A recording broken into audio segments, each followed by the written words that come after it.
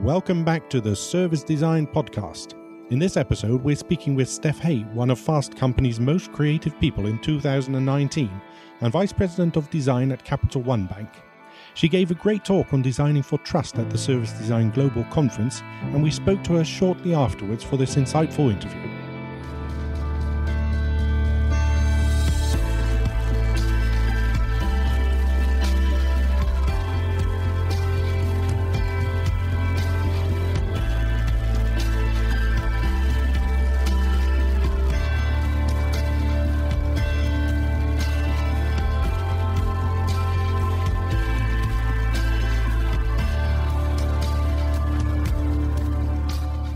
All right, we're here with Steph Hay, who just gave an amazing keynote speech at the Service Design Conference. Maybe could you introduce yourself briefly for the audience who doesn't know you yet and talk about what your speech was about briefly? Sure. Yeah, thank you. I'm Steph Hay. I'm Vice President of Design at Capital One, which is a big bank in the United States with offices in Canada and also UK. And I just got done talking about designing for trust.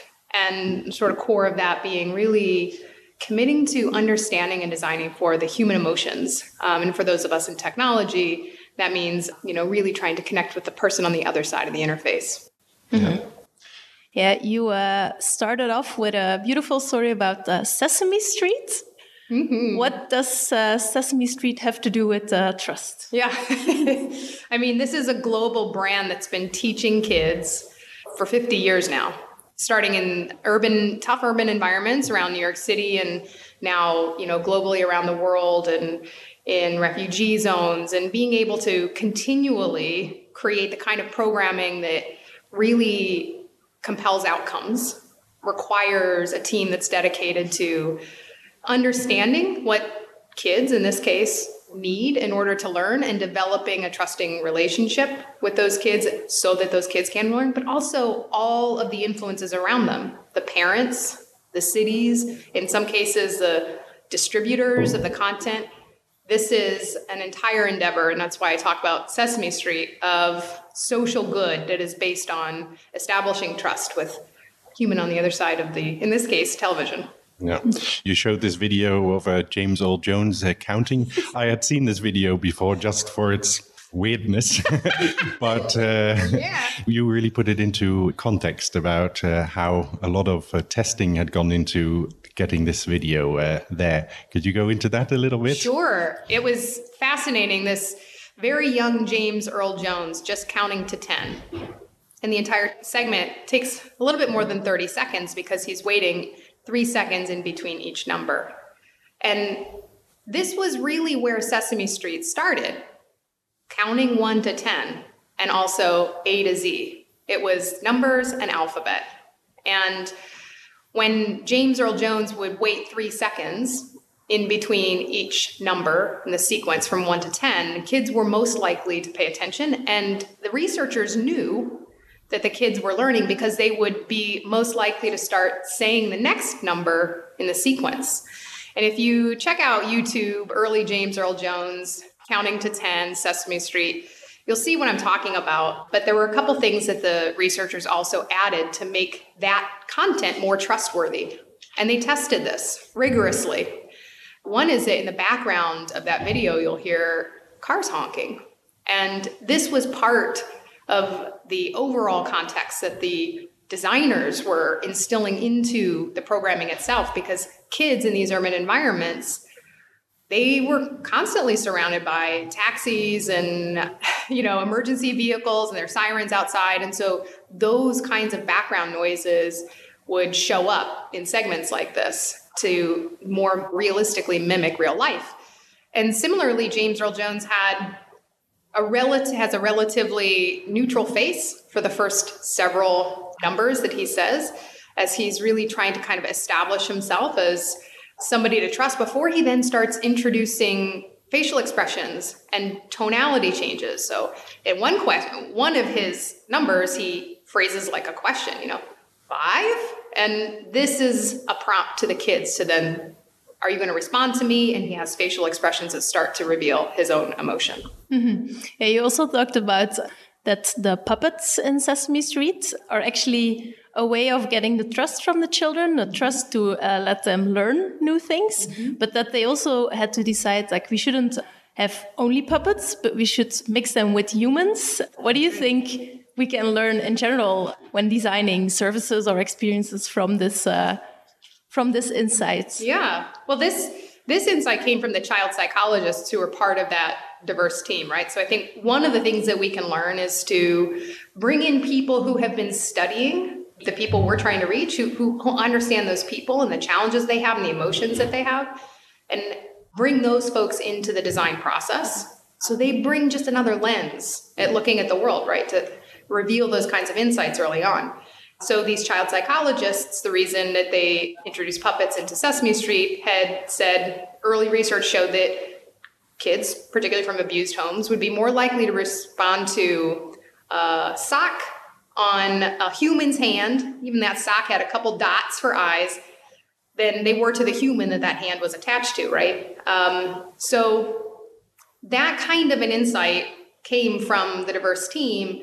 And then, very specifically, the researchers then studied how to combine puppets with other, because the puppets were representing children's consciousness. So children are not going to, the intention of the design had to be complementary here. The intention of the design of Sesame Street is to help kids be able to learn. And therefore, part of Sesame Street's mission had to be get these kids who don't trust adults to better trust adults, or at least teachers, right?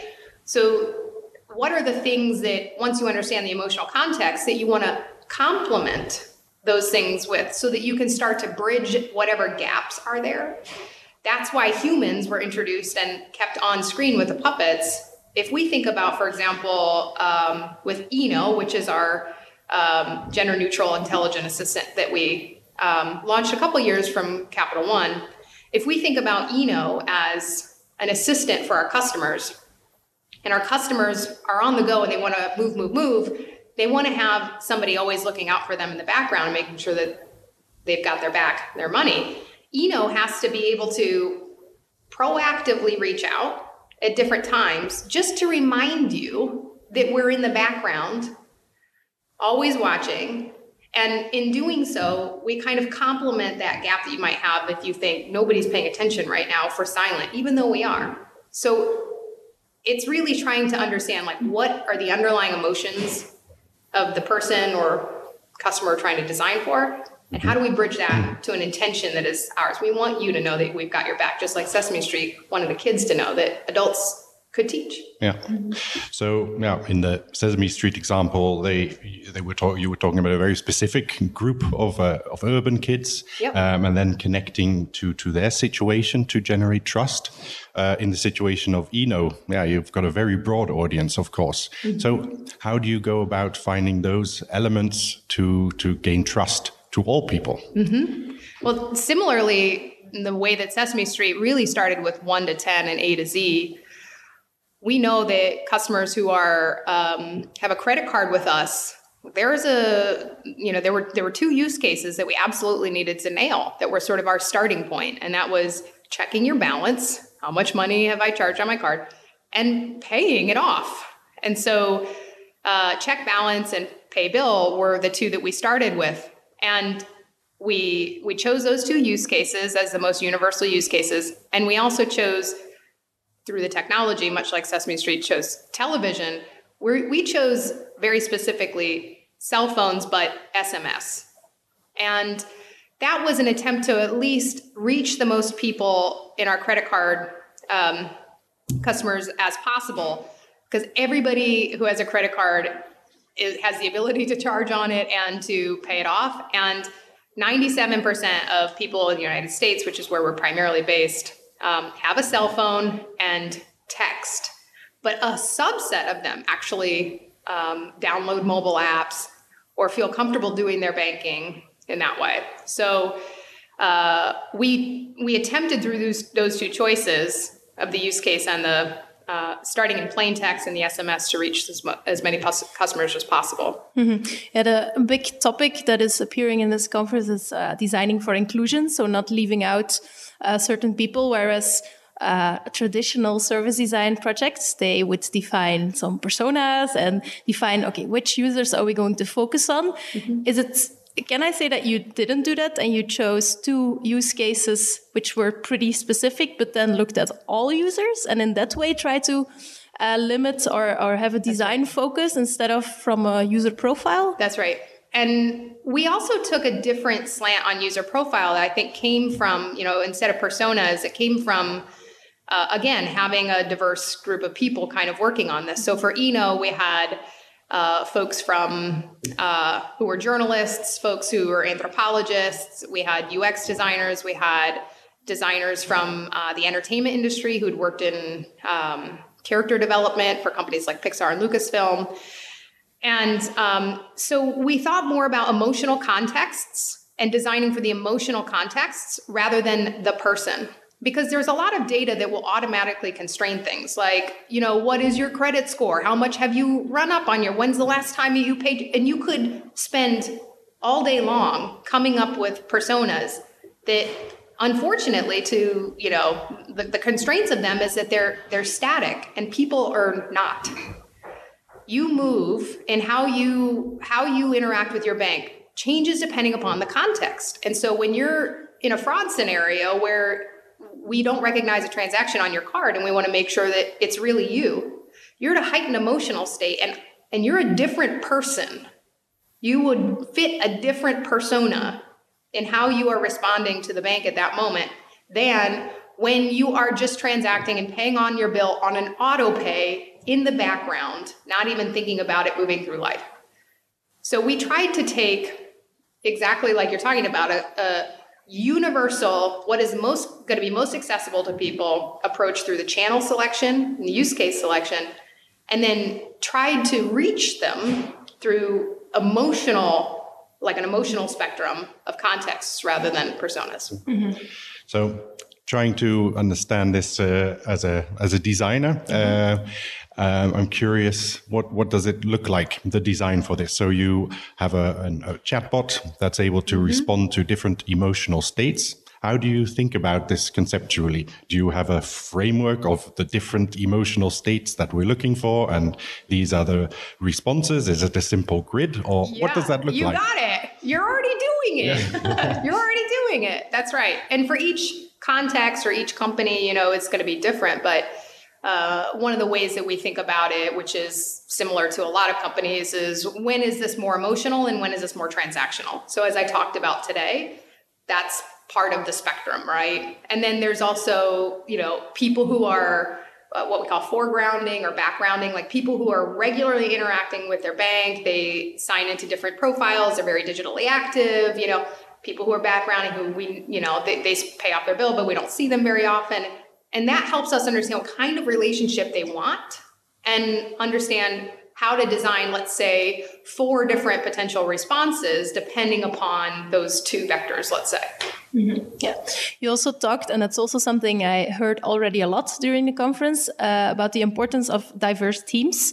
And that it's super crucial to, even within a design team, have different perspectives. And I think we as designers, even service designers, we're all kind of the same people. Like, we're very empathic, we avoid conflicts, we're very human, a bit humble, and I have a feeling that the diverse team thing is not really present at the moment in most design teams. Mm-hmm. Interesting. Well, this is, to design for a diverse population of people, you better have diversity reflected in your design team, right? That can include, product and engineering team, the folks who are at the table. And similar to when I was talking about Sesame Street, musicians, child psychologists, TV producers, philanthropists. Diversity comes in lots of flavors, right? And that's what's beautiful about it. And if you stick a bunch of people in a room together and they feel compelled, authentically compelled, that those folks are going to be most likely to come up with the kind of solution that would not happen if everybody had a homogenous way of thinking and they had the same background and the same skill set. But that's a very explicit goal that teams would have to make. We want to come at this challenge in a way that we haven't come at it before, which starts with people. It starts with brains and it starts with people, right? And so you say, I'm going to get these people. So for example, with Eno, the teams would always joke around because my main product partner is very analytical and I'm very emotional. And so we would be wonderful as partners working together, even though half the time we want to like rip our own hair out because we were arguing about fundamentally very important things that we felt compelled by, but we had completely different ways of coming at it. And ultimately what would come from that are better solutions. And so if as a service design team, you want better solutions, there's absolutely no way to achieve them other than to get some people in that room who don't know what you know. Mm-hmm. Yeah. The chatbot, you talked a bit about its personality, the personality of Eno. Mm-hmm. What is it, Eno's personality? Yeah. Is is Eno a he or a she? It depends on what you want Eno to be, really. It's up to your imagination, but Eno's gender neutral and is earnest and wants more than anything, is fascinated by humans, is not human, but is fascinated by humans, and wants more than anything to help. So sometimes Eno, when this was some of the research that we learned early on, when Eno fails to answer a question, Eno will be very specific to tell you that failure actually helps Eno learn what works and doesn't work. So what we found is that if we're able to establish that early interactions between a customer and Eno prove that Eno can get that customer to the right answer, that they'll be more likely to help Eno, understand Eno, and train Eno when the interaction doesn't go as planned. Humility and not overpromising and eagerness is really core to Eno's character because we get it wrong so much. We just get it wrong. And for all the reasons I was talking about, because people are unique. And our technology is in its infancy and in the application of machine learning to serve at the level of one, the exact kind of interaction for each unique person. But that's the promise. And Eno's very early, very young in that. So humility is everything. Yeah. What stuck with me, though, is that you also said Eno has a sense of humor. I thought that was an interesting design choice for a chatbot. Yeah. Can you go into that? Maybe an example of where that is a benefit to have a sense of humor? Oh, yeah. Yeah. So we learned early on, and Amazon published this research and talked about it, that when they were developing their Alexa skill, they found that tell me a joke was one of the top 3 intents. It was like weather, joke, something else I can't remember right now, but it wasn't buy stuff, okay? And this reinforces what we've learned before, which is that people want to kick the tires of a new technology. They're interested because they, in their imagination, want this thing to work and to be this amazing new assistant that they can tell their friends about and that they can rely on for everything. And so we early on decided it was those 3 things, by the way. It was bill pay, check your balance, and then jokes. We were going to script some jokes, and they were all going to be very sort of like bubblegum money puns, okay? Like where the punchline is, where does Dracula bank? And it's a blood bank, stuff like that, okay? Like nobody who's really famous for comedy is telling these jokes, okay? But these are the things that Eno finds funny because Eno's young and bubblegummy and that kind of, earnesty is really part of Eno's character. So we very specifically relegated early humor to jokes. If you're going to ask for a joke, we know we have a green light. And most people don't ask for jokes, but the ones who do are more likely to have longer conversations and relationships with Eno. So people have asked, what is the meaning of life? We actually have an answer now because so many people ask that. And that's not what you expect from your bank, but that's what you expect from a human who's kicking the tires of something that they don't yet know whether or not this thing is real and how they should interact with it. Mm-hmm. And so humor for us is relegated to jokes, but then also, I would say, some informality or responsiveness to the folks who are just exploring. Mm-hmm. What I find interesting is that a lot of banks are already designing a lot of years for trust, and you see these dark blue logos and old men bringing very formal information, so you trust that there's smart people behind it, but now you put humor and emotions in it. Does it work for everyone, or are there some people who kind of think like, oh, just be serious, it's my money? Yeah, sure.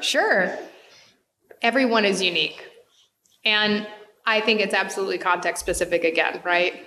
But we take that relationship with our customers super seriously, as any company should, but we get it. You gave us your money, and it's an enabler and it's a disabler of being able to move through your life.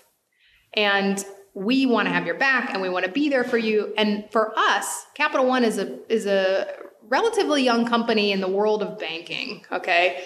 And is a very tech-forward company. It's why I'm there. And one of the things that is always been very attractive to me, and why I think our design team is able to really kind of stretch its wings a little bit in an environment like this, is because the company appreciates being a challenger. So our founder is still our CEO. It's the only CEO we've ever known. And so there's an entrepreneurial spirit that kind of exists throughout the company. And I don't know that that's true everywhere. But it gives us license to experiment, not to take advantage of the opportunity we have here to have a healthy respect for what came before, and also like utmost respect for the customer, but to be more approachable and accessible, because that's the opportunity for us. Yeah, you say like you get the space to experiment. At some point, there was also a slide that says it was about a game journey, that it went over budget, and there were some other things that you would think like in companies, alarm bells would ring and they would stop, or they would intervene and push it in another direction. But how do you go about making sure that if you feel that you're on the right direction, do you prove it so that you can go over budget? Or how do you manage to then still go forward with a project when maybe the numbers are not right? Yeah, I think that's a tough question, right? I know. It's an art and a science. It's a combination of critical factors about who's leading it and what the vision is and what is the traction, because you have to generate momentum. You have to show that there's something here, and be able to talk about it and represent that in a way that compels others to see that future vision. Mm-hmm. Like we saw Zita in her talk. I'm so struck by the fact that when they first came with that idea of the Fogo Island Inn, that the response they got was impractical. Basically, this is not going to happen. And we're all looking at it. It exists, right? And so how do you go from not going to happen to 3 years of development to that? Every team is challenged with that. And the persistence comes more naturally when the vision is clear, when the outcome that you're trying to drive. And I personally am driven by, as you saw in the talk today, I'm compelled by understanding the humans better. Like technology is going to help us understand the humans better, and to drive change that really benefits humanity versus being stopped at the UI or at the interface. Mm-hmm. Yeah. So something like it's going to have an emotional success. It's also going to have a financial success, I presume. Yeah. How do you measure the two different types of successes? Yeah. Are you able to put them into numbers to make a business case for Eno? Yeah. Certainly, we can put things into numbers. We're a bank.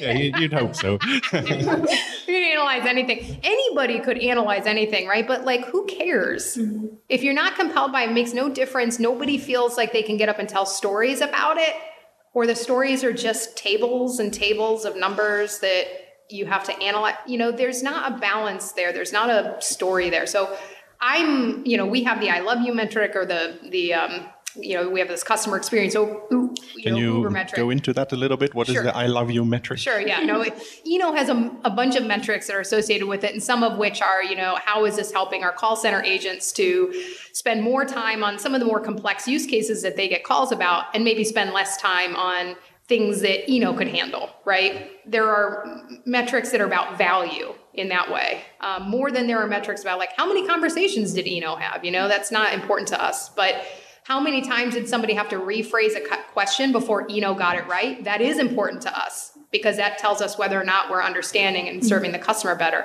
So we have metrics like that. And then we have a couple that are the I love you and the thank you metrics, which are when we've really nailed it and there's this emotional outcome that comes from that, it shows up in language very specifically like that. And I'll tell you, those are fun stories. To the headlines, as you saw, around our decision for, being gender neutral, around our decision to use emojis in banking, which again could be considered a little more informal. These were the kinds of decisions that we made very specifically and through testing, and also are the kinds of things that generate headlines, which are measurable by the company. Mm-hmm. Yeah, I think that's interesting. Like you say, you need the numbers to convince some people. But yesterday there was also John Powell from Hypergiant, and he talked about that service designers they grew too much towards business, and proving like when I reduce this friction, you will earn more money. But that we kind of stopped asking the critical ethical questions. And that is also really our job, not just to please in a certain project, but and that companies also value this point of view. And of course, you have to look for the right moment to introduce it. And first gain trust that your projects that you have been doing were of value to a company, but that we should also make clear to the companies that we don't have to prove everything in numbers. Yeah. If indeed what you say, if the story is right and people will believe the story, that could also bring us even more forward. That's sure, we can measure it. We could prove it. Why? Do you want to do this? What's the value? What is the thing that we're trying to achieve together? Do you believe in that? If so, let's just do it. Mm-hmm. That sense of urgency and earnesty that makes something like the Fogo Island Inn or Sesame Street or Journey come to fruition when there are only obstacles in the way. Mm-hmm. It doesn't happen because somebody proved it first. It happened because people were willing to connect with one another and make something real. Yeah, I think a lot of the questions we are also getting now from big organizations is like, what are the strategic directions we have to go in, and where should we go for? And then it's very tough to answer those questions, and they ask designers to help them with that. And I have to be honest, we don't know yet how we should do that. And sometimes we gain some trust, and we see like, okay, they believe what we did in the user research, and now we can say that this project is more important than the other that might bring them more money. But I feel that is one of like the big challenges that service designers are still facing. But I think you gave a great example of that. That's good. Even in a bank, in your gut and say, no numbers, we're doing this. Let's go. Yeah. Could you talk a bit about the overall design context at Capital One? How big is the team you work in? Are there different kinds of teams per project? Do people cross teams? How does that work? Yeah. So we're we've got about a centrally organized team, about 500 designers spanning the entire business with embedded specialties within each team. And the teams are really aligned to the different parts of the business that are customer facing. And in my team's example, it's internal facing. So all of the associates who work at Capital One are my customer, so that we can build adaptive systems for them. And in doing so, really enable them to better serve our customers down the line. So We've got content strategists and researchers and service designers and UX, UI designers. You name the discipline, they're throughout the team. Yeah. Mm-hmm. Yeah, I think it's a challenge to keep designers in such a large organization. It's something we heard also a lot, that designers like to work in an agency, but then they actually want to have more long-term impact. So they move to a company, but then the culture is like so different that they move out again. How do you? I mean, exactly. I was working for myself for 5 years and I had worked in agencies before that too, but to each his or her own, right? It's very easy to stand on the outside of particular companies and go, that's broken. And it's not as easy to go in and to also very specifically be a scholar of that business for a while, to understand why these decisions were made, because they're not bad people who are making these decisions. They've understood the implications over a long period of time. And now you have an opportunity to come in and not, try to hack it up, but to understand it, figure out what's the underlying motivation and the intention, and to design something that can move the business forward, which necessarily, by the way, takes time, doesn't have a start and stop, is always happening at the pace of change, which depending upon your organization might be fast or slow. And people have a tough time adapting to that. I certainly had a tough time adapting to that early on. But in teams where we, for example, have a weekly meetup. It's called What's Up Thursday, and we do design critique together over VC, and that's 500 people coming together over video conference. We have an annual lip sync battle, which is pretty rough. I got to tell you, we've got some really creative people, and they go for it. And Jamin won, actually. Jamin, who is a service design conference organizer, won one time. So got to get him to show his skills. Yeah, talk to him about that. Anyway, being able to infuse some of the personality throughout the team and committed to the community helps to create a great design dynamic. Mm-hmm. All right. Well, it was great to have the opportunity to talk to you and also to be there for your talk. Very inspiring. So thank you very much. Thank you. Where will people be able to reach out to you if they want to find out more? Twitter, Steph_Hay. All right. Excellent. Right. Thanks. Thank you very much. Thank you. The Service Design Podcast was brought to you by the Service Design Network and Night Moves. For more information, previous episodes, or to join the conversation, please visit servicedesignpodcast.com. For more information about the Service Design Network, visit service-design-network.org, and for Night Moves, visit nightmoves.be. If you enjoyed this episode, please consider subscribing to this podcast. The intro and outro music is from If the Stars Grow Dim Tonight by Hydrogen Sea featuring I Will, I Swear. Until next time.